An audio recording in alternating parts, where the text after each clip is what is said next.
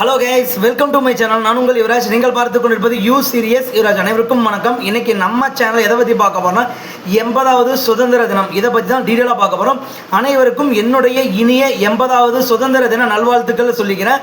சுதந்திரம் என்ற ஒரு வார்த்தையின் பின்னால் பல லட்சம் மக்களின் தியாகமும் போராட்டமும் கண்ணீரும் வலியும் வீரமும் இருக்கிறது. 1947ஆம் ஆண்டு ஆகஸ்ட் 15ஆம் தேதி பல ஆண்டுகளாக நடைபெற்ற சுதந்திர போராட்டத்தின் விளைவாக நமது இந்தியா ஆங்கிலேய ஆட்சியிலிருந்து விடுதலை பெற்றது. மகாத்மா காந்தி, நேதாஜி சுபாஷ் சந்திர போஸ், பகத்சிங், சர்தார் வல்லபாய் பட்டேல், பாலகங்காதர திலகர், திருப்பூர் குமரன், வ.உ. சிதம்பரனார், சுப்பிரமணிய பாரதியார் போன்ற எண்ணற்ற தலைவர்கள் மற்றும் தியாகிகள் நமது சுதந்திரத்திற்காக பாடுபட்டனர். அவர்களின் தியாகத்தை நினைவுகூரும் நாள் இந்த சுதந்திர தினம். நண்பர்களே, சுதந்திர தினம் என்பது வெறும் கொடியேற்றும் விழா மட்டுமல்ல.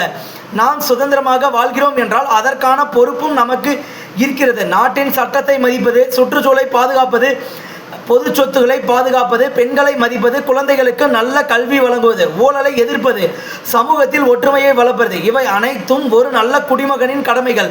இன்று நமது இந்தியா பல துறைகளில் வேகமாக முன்னேறி வருகிறது. அறிவியல், தொழில்நுட்பம், விண்வெளி, மருத்துவம், விவசாயம், கல்வி, தொழில் என பல்வேறு துறைகளில் இந்தியா உலக அரங்கில் தனது திறமையை வெளிப்படுத்திட்டு இருக்கோம். அதுவும் இல்லாமல் இன்னும் நாம் எதிர்கொள்ள வேண்டிய சவால்கள் பல இருக்கின்றன. வறுமை, வேலையின்மை, போதைப் பொருட்கள் பயன்பாடு, சுற்றுச்சூழல் பாதிப்பு, கல்வியில் சமத்துவமின்மை போன்ற பிரச்சனைகளுக்கு நாம் ஒன்றிணைந்து தீர்வு காண வேண்டும். குறிப்பாக இளைஞர்களின் பங்கு மிகவும் முக்கியமானது. நம்ம தமிழக வெற்றி கழகத்தினுடைய இந்த ஆட்சியில் தமிழக முதல்வர் விஜய் மட்டும் சிறப்பாக செயல்படுறது இல்லாமல் அவருடைய உறுப்பினர்கள், கட்சி உறுப்பினர்களையும் சிறப்பாக செயல்படுத்திட்டு வந்துட்டு இருக்காரு. அவருடைய ஆட்சியை ஊழல் ஒழிப்பு, பல லட்சம் கோடி முதலீடுகளை ஈர்க்கிறது, இது போன்ற சிறப்பான செயல்களில் சம்பவங்களில் ஈடுபட்டு தமிழகத்தை பார்த்தீங்கன்னா அடுத்த 10 ஆண்டுகளில் 2036க்குள்ள 143 லட்சம் கோடியை நோக்கி பயணம் அவர் கொண்டு போயிட்டு இருக்காரு. அதற்காக நம்ம இளைஞர்கள் முயற்சி பண்ணணும். தமிழக வெற்றி கழகத்தினுடைய நிர்வாகிகள் மேலும் சிறப்பாக செயல்படணும்னு கேட்டுக்கிறேன். அடுத்ததான் பார்த்தீங்கன்னா நம்ம ஊரில் இருக்கக்கூடிய சுற்றுச்சூழல் பாதுகாப்புக்கு நாம் என்ன பண்ணணும், ஏரிகள் தூர்வாரது, இது போன்ற சின்ன சின்ன செயல்களை இளைஞர்கள் தானாகவே முன் தங்களுடைய பொறுப்புகளை ஏற்றுக்கணும்னு நான் கேட்டுக்கிறேன்.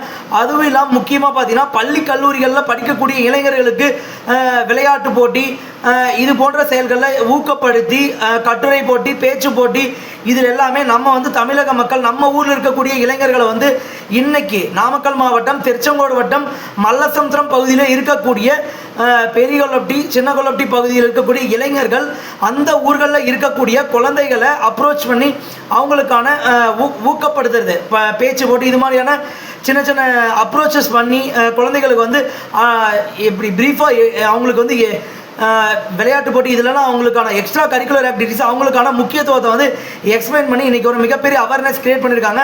அதற்கான ஒரு சில புகைப்படங்கள் நான் நம்ம வீடியோவில் கண்டினியூஸாக போடுறேன், பாருங்கள்.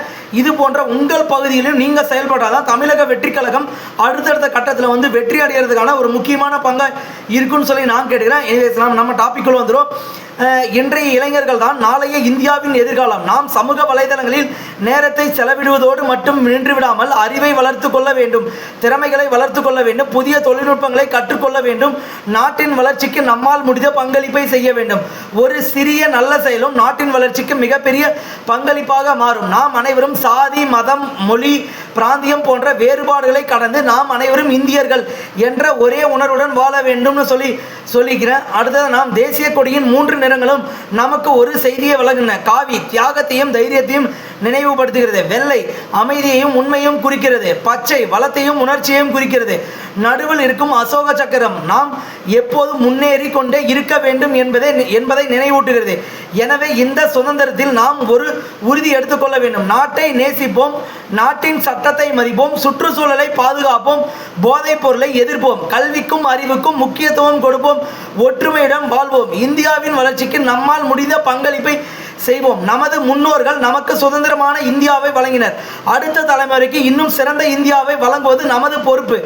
இந்தியாவின் ஒவ்வொரு குடிமகனும் பெருமையுடன் சொல்ல வேண்டிய ஒன்று, நாம் இந்தியன் என்பதில் பெருமை கொள்கிறோம். இறுதியாக, நமது நாடு வளரட்டும், நமது மக்கள் வளமுடன் வாழட்டும், நமது ஒற்றுமை என்றும் நிலைத்திருக்கட்டும், இந்தியா உலக அரங்கில் மேலும் உயரட்டும்.